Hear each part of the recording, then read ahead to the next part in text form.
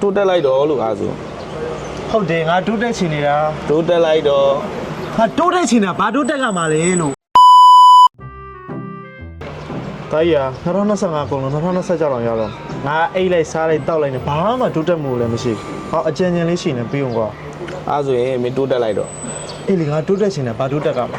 တိုးတက်လိုက်တော့လို့အားဆို ဟုတ်တယ်ငါတိုးတက်ချင်နေတာ တိုးတက်လိုက်တော့ ငါတိုးတက်ချင်တာဘာတိုးတက်ကမှာလဲလို့ ဒီမှာနော် nice fair training center ကနေဖွင့်ထားတယ်တိုးတင်တန်းဆိုတာရှိတယ်အဲ့တင်တန်းကိုမင်းတို့တက်ခိုင်းနေတာအယူရဲ့ဟုတ်တယ် မင်းကတိုးတင်တဲ့တိုးတင်တဲ့လို့ပြောအဲ့တိုးတင်တဲ့ငါဘာတိုးတက်မှာ ဒီမှာနော်အဲ့တိုးတင်တန်းက2 liter cost ကတိုး operator cost ကမင်းတို့တင်ပေးမှာနော်အဲ့2 liter cost နဲ့2 operator cost မှာ2 liter ဆိုလို့ရှိရင်ငါတို့ခီးတဲ့တွေဘယ်လို service ပေးရလဲနိုင်ငံခြားမှာ liter တယောက်နဲ့ဘယ်လို lead လုပ်လို့ရတယ်ဒါတွေတင်ပေးမယ်2 operator ဆိုလို့ရှိရင်ဒီတိုးကြီးတစ်ခုလုံးကွာငါတို့တွက်ချက်မယ်ပေါ့နော်ဘယ်ဟာတွေကဘယ်လောက်ကြာလဲပါညာဒီဟာတွေကစားမင်းအသေးသေးတင်ပေးပါပြီးရင်နောက်တစ်ခုက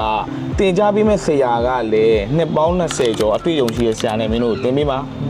ဒီ nice way ကနေပြီးတော့ certificate ထုတ်ပေးအောင်ပါအဲ့ certificate ရရတယ်မင်းဒီ local မှာလည်းမဟုတ်ဘူးကွာပြည်ပမှာတော့မင်းလုံးဝအလုပ်ကိုင်ခွင့်လန်းတွေကလုံးဝမိုက်သွားပြီเนาะအဲ့တော့မင်းကဒီတိုးတင်တဲ့ကိုတက်ပြီးပြီဆိုတာနဲ့မင်းဘဝတိုးတက်ဖို့ပဲရှိတော့တယ်အဲ့ကြောင့်မင်းကဒီတင်တဲ့ကိုတက်လို့ပြောတာတိုးတင်တဲ့ကိုတက်တိုးတက်ဖို့ပြောနေတာ